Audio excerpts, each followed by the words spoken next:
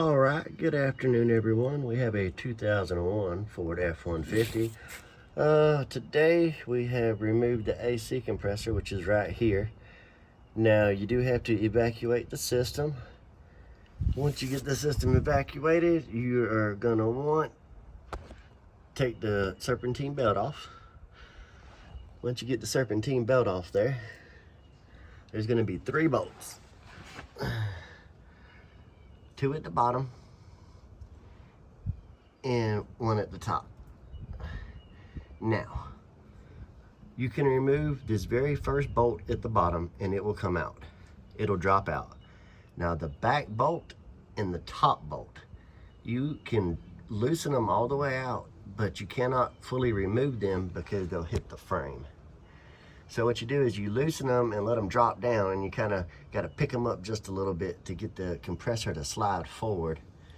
So what I did was I took out the first bolt, let it fall out, loosened the back bolt and the top bolt, dropped them all the way down as far as they could go, got the compressor wiggled loose, pulled it out, and actually set it right in here. And when I did, I used my electric impact, and it was, I think this one was a 11, no, it was a 10, to take the bolt out that holds the two, both the suction and the charge hose for the discharge hose and the suction hose for the AC compressor. Both of those are held in, they come into one on the back of the compressor. You can't really see it from underneath. We may have to go up top. Let's go up top real quick.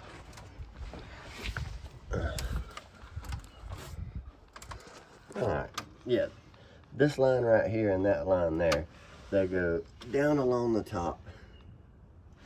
Let's see, it's hard to see back in there. But they'll go down along and have one bolt that holds both of them to the back of the compressor. Once you get those 3 bolts out and you bring the compressor out right in here, like I said, you can gain access to that one bolt. Take it loose, both lines will come loose. You're going to want to make sure that there's no debris in the system. I take and run cleaner through it. Make sure I blow through there with some air, make sure there's no debris, any nastiness, anything like that. Now also too, I have removed this line right here because there's an orifice tube that goes right here. You see this little indentation here? That's what stops the orifice tube from going any further. The orifice tube is basically a filter. It's right there. As you can tell, the old one was gummed up nasty. That's why I made sure to clean out the system and blow through there, make sure there's nothing else. But once you get this out, normally it's pushed in there, let's see, like that. Normally it'll go in like that. You can pull it out with a pair of needle nose pliers, but that'll be right here, like I said, where this indentation is. These two will go back together, and that's coming right out of the condenser. You get those separated, get that filter changed out. This one takes PAG 46 oil.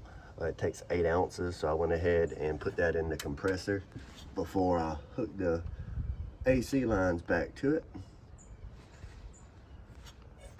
So what I got to do now is I'm going to change out this O-ring right here, put a new orifice tube in there, and I'm going to draw a vacuum on it for about, say, 30-45 minutes.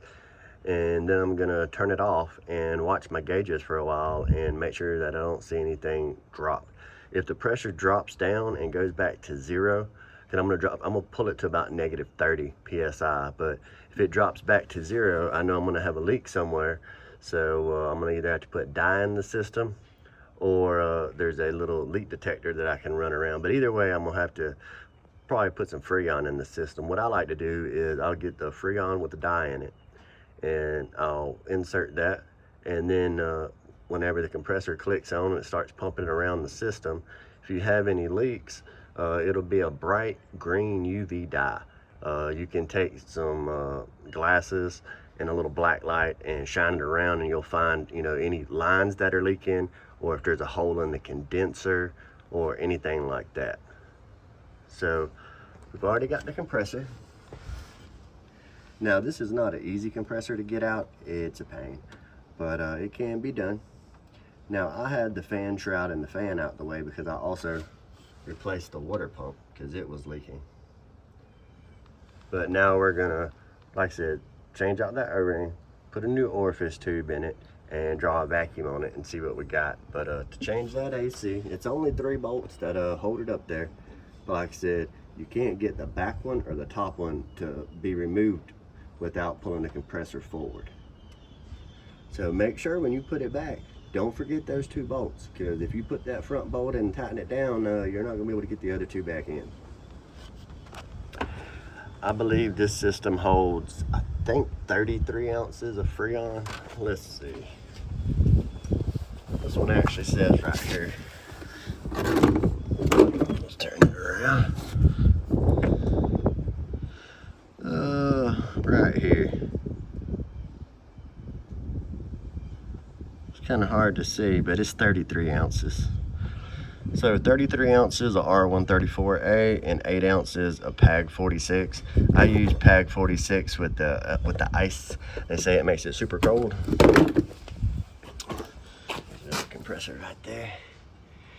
The clutch was shot. It wouldn't even build any pressure at all. And again, this is a 2001 Ford F-150. Make sure y'all like and subscribe. Thanks.